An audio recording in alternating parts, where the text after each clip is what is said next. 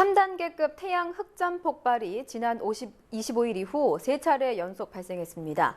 이처럼 태양 흑점 폭발 현상이 잦은 이유는 무엇인지, 또 추가 피해는 없을지 알아보겠습니다. 국립전파연구원 우주전파센터 김영규 예보팀장 전화로 연결돼 있습니다. 안녕하십니까? 예, 안녕하세요. 예, 먼저 태양 흑점 폭발은 왜 일어나는 건지 설명 좀 부탁드립니다.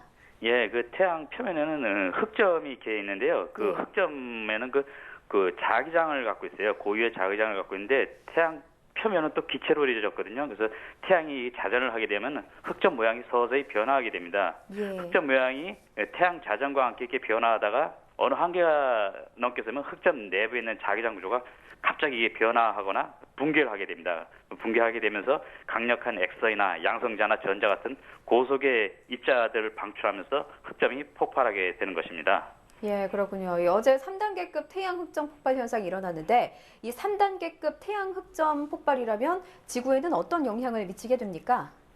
예, 태양 흑점 폭발 3단계라고 하면은 태양 활동 주기 11년 중에 한 175개 정도 발생되는 수준입니다. 예. 흑점 폭발은 그 지구의 그 전리층을 교란시켜갖고 단파통신 두절 현상을 발생시키는데 1단계의 경우에는 미약한 수준의 단파통신 두절, 2단계는 수십 분, 3단계는 약 1시간 정도, 4단계는 한 2시간 정도, 5단계는 수시간 동안 단파통신이 두절될 수 있습니다. 예, 그렇군요. 자, 이번 흑점 폭발이 우리나라에 어떤 영향을 미쳤는지 궁금한데 혹시 추가 피해는 없을지 궁금한데 어떻습니까?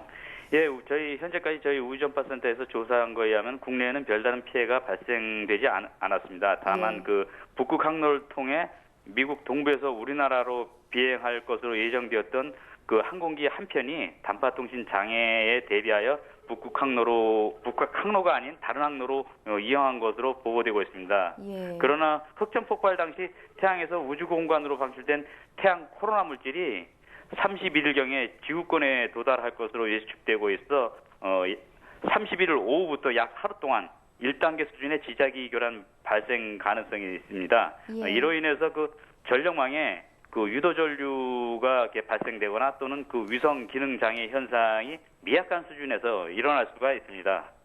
그렇군요. 자, 지난 25일 이후에 태양 흑점 폭발 현상이 연이어서 발생하고 있는데 이렇게 태양 흑점 폭발이 잦은 이유는 뭔지 궁금합니다. 또 추가 폭발 가능성은 없겠습니까? 예, 그 태양 활동은 약 11년 주기로 흑점이 많아지는 극대기와 흑점이 적어지는 극소기를 이렇게 반복하는데요. 예. 올해가 태양 활동 극대기의 정점이기 때문에 이렇게 흑점 폭발이 연이어 발생하고 있는 것입니다.